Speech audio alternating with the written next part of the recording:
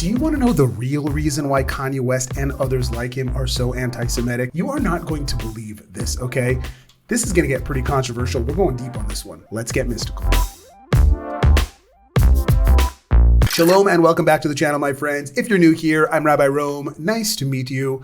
I'm a Hasidic Jew, modern mystic, and storyteller, and I just felt really compelled to share some of the Kabbalistic and mystical Jewish insights and understandings as to what is actually going on here. Celebrities and athletes have been talking all anti-Semitic about the Jews, and everybody's reacting and saying how anti-Semitism is so bad, blah, blah, blah, blah. But of all the noise people are making online and social media, there is something seriously missing from the entire conversation. And the first thing that I'd like to draw your attention to, if I may, is that the world does not seem to have a problem with all of the Jewish people. No, no, no, no. All the anti-Semitic hate that we are seeing online is being directed towards a particular type of Jew, namely Jews in Hollywood, Jews in business, and Jews in politics. Interestingly, I am not seeing anyone hating on religious Jews.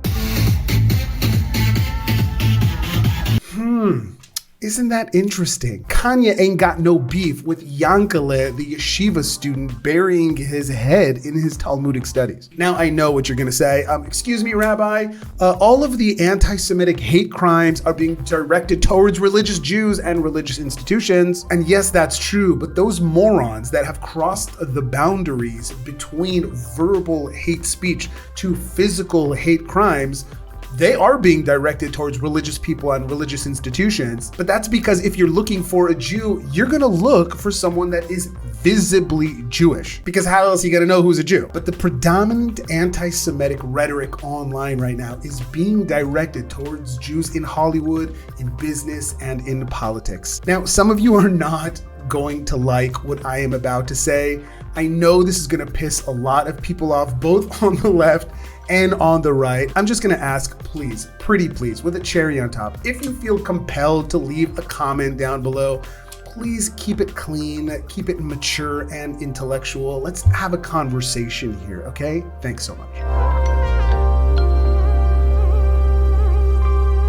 So first of all, it's important to know that the anti-Semitism that has existed for thousands of years is not the same anti-Semitism that exists today. It's changed. Something is different. Human civilization at the collective conscious level has shifted. And everyone knows deep down, whether they're aware of it or not, whether they're conscious of it or not, that the Jews were chosen by God to be a light unto the nations. 3,300 years ago, God took the Jewish people out of slavery and brought them to Mount Sinai, where he made a deal with us. And the conditions of that deal were that we would dedicate our lives to being the moral beacon of light in the world, to constantly be refining ourselves, refining the world through the observance of the Torah and the mitzvot, and be the living example of justice and righteousness and unity in the world. And in exchange, God would provide us with divine and supernatural protection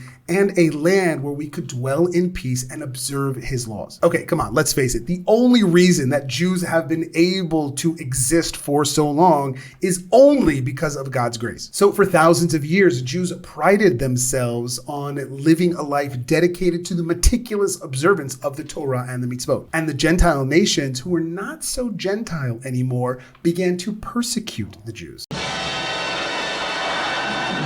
Apparently, the world did not like the fact that the Jews were a constant reminder to the world that we had to hold ourselves to a higher moral standard. I'm sure everybody here knows the famous story of Socrates after giving a brilliant lecture, and people were just dazzled by his intellectual prowess and wisdom, saw him shortly after coming out of a brothel. When someone approached him, they're like, "Yo, Socrates, how could you, the great Socrates and the brilliant mind that just gave an amazing lecture, come out of a brothel and be engaging in such debase debauchery. And Socrates answered, there's a Socrates in the classroom, and then there's a Socrates in the bedroom. Don't mix between the two. And the Talmud asks, why is Mount Sinai called Mount Sinai?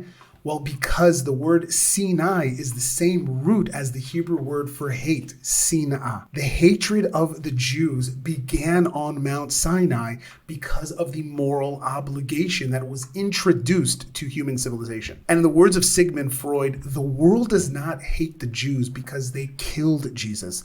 The world hates the Jews because they created him. Ooh! Ouch! But as the story goes, many Jews failed to live a pious and righteous life and became morally corrupt, and many even abandoned their faith completely. Some thought that they would be accepted by non-Jews if they assimilated more into their culture and society, while others simply did it out of the pursuit of self-gain. And more recently, in modern times, Jews started to get more and more involved in sectors that were once only reserved for Gentiles. Science, academia, technology, sports, and yes, even Hollywood now became the Jews' playground. And so naturally, secular Jews became much more well known in the world, while the religious Jews that chose to remain faithful to their tradition and heritage were kept hidden and out of sight in their shtetls and in their ghettos. But now, as we approach the end of the time allotted to humanity to transform the world, something has changed. Jewish tradition teaches us that the world as we know it is actually coming to an end, and that we are on the verge of beginning the next phase in God's plan and beginning a new era in human civilization. And God's master plan is to finally reveal his essence in all of his glory right here in this world. And that humanity will live eternally in peace and harmony and unity, and with more spiritual and physical abundance than we could ever dream about. It's what we call the Geula. The Geula is the culmination of 6,000 years of human growth and development, and the ultimate purpose for why God created the universe. Contrary to what you might see happening in the world, the Jewish prophets and mystics say that the world is ready to begin this new, beautiful era in human civilization. And it wants to begin now. But something is holding up the train. Something is preventing God's revelation in the world. And that something is the Jew. Now, we can argue that secular Jews were a necessary part of the equation and have brought incredible good to the world.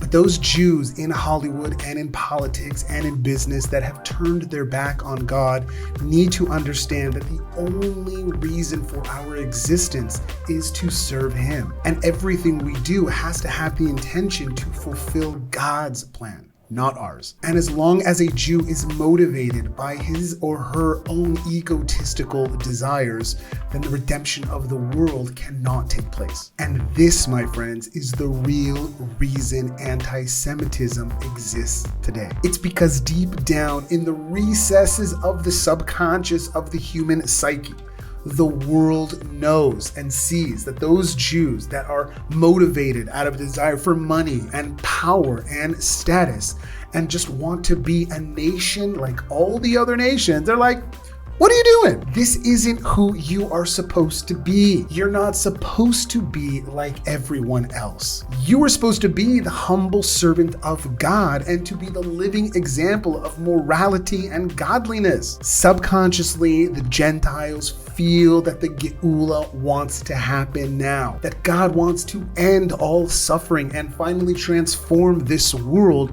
into a garden of peace and love and abundance for all. And deep down, those anti-Semites know that the Jews should not be immersed in the insatiable desire for money and sex and power, but that they should reclaim their role as world leaders in higher conscious living. In other words, deep down, the anti-Semite knows that the destiny of humanity is in the Jews' hands, and they're saying, you're not doing your job. We know God wants a better world, and you're not leading the way. That's why the world today can't leave the Jews alone.